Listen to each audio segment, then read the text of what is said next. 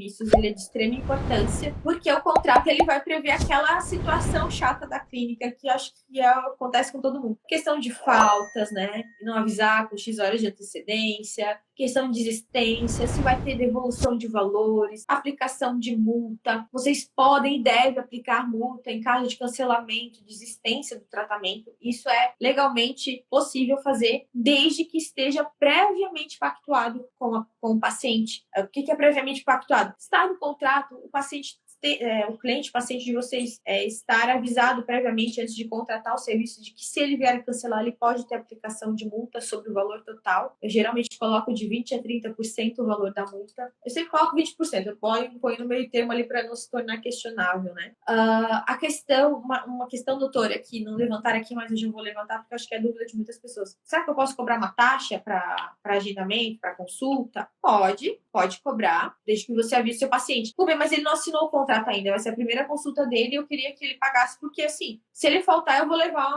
uma ré, né? Porque eu poderia atender outra pessoa que ia me pagar. Tenha um meio de avisar esse paciente. Eu vejo que muitas clínicas adotaram tipo aquelas mensagens prontas, eletrônicas, automáticas que falam, ó, sua consulta está agendada, né? O valor da consulta é X, porque daí ele fica, poxa, se eu quiser fazer a consulta, eu vou pagar. Ele fica livre, a escolha dele marcar e te pagar ou não, porque ele foi previamente avisado. Posteriormente, vocês podem até deixar isso no próprio contrato de prestação de serviços, que se ele caso vier fechar o pacote, contratar os serviços, esse valor da consulta ele não vai ser devolvido, porque foi prestado o serviço. Vocês fizeram a consulta, vocês fizeram a avaliação, entende? O serviço foi prestado. Então, não é devido devolver esse valor. Então, é muito importante o contrato, ele vai te amparar nessa parte também. E outra função do contrato, que pouquíssimas pessoas sabem, né, e utilizam ele, eu não sei como é que o pessoal, não sei como é que a doutora faz a cobrança, não sei se a doutora usa boleto, mas muitas clínicas ainda usam boletos como meio de cobrança, ou até notas promissórias em caso de tratamentos com valores muito altos.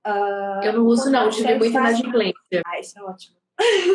É óbvio, mas é mesmo, dá muita. Mas o que a gente faz nesse caso? A gente usa o contrato para ajuizar a ação de cobrança, em caso de inadimplência, porque ele é um instrumento que confirma ali a contratação do seu trabalho, a prestação do seu serviço. Que houve a contratação, né? Então a gente consegue acionar o judiciário para comprovar de que realmente o serviço foi contratado e o nosso amigo paciente está devendo, não pagou vocês. Então, ele é uma das funções dele também, ele serve para isso. Hoje eu faço parcelamento somente no cartão de crédito, né? Onde o repasse de juros fica para a paciente, porque o meu valor é à vista, né? Passo o meu valor à vista, então ela parcela em quantas vezes ela deseja, o repasse de juros é para ela. Mas quando eu fiz boleto, foi horrível, inadimplência altíssima. E não adianta, a gente precisa de caixa para girar, né? Então, isso aí, você pode até vender mais, mas aí de que adianta? Você descapitaliza, né? Exatamente. Eu acho o boleto, assim, um pouco complicado. Exatamente por isso. Porque, assim, às vezes a pessoa, eu não quero comprometer o limite do meu cartão e a clínica não quer perder a cliente. Mas, às vezes, acaba perdendo dinheiro. Não vale a pena. Não tiro no pé. E depois perde a cliente igual, porque se ela não pagar...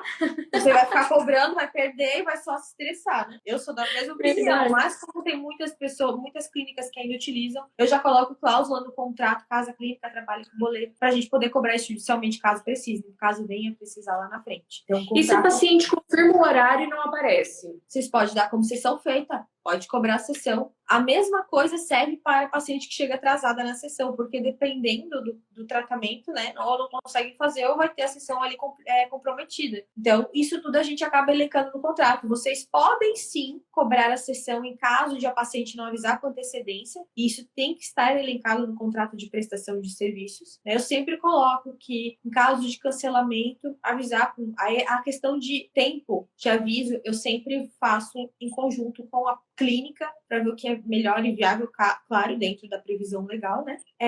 A questão de cobrança de consulta. Porque assim, ó, de sessão que não compareceu sem avisar, né? Às vezes tem clínicas, eu não sei se a doutora faz esse tipo de serviço, né? Que precisam alugar algum aparelho para tal dia. Vamos nos atentar aqui a Ultraformer, por exemplo. Às vezes tem clínicas que alugam o aparelho Ultraformer. E vai um dia. Aí você tem uma sequência de pacientes agendados. Imagina se uma galera cancela, você vai levar uma ré com aluguel, né? Sim.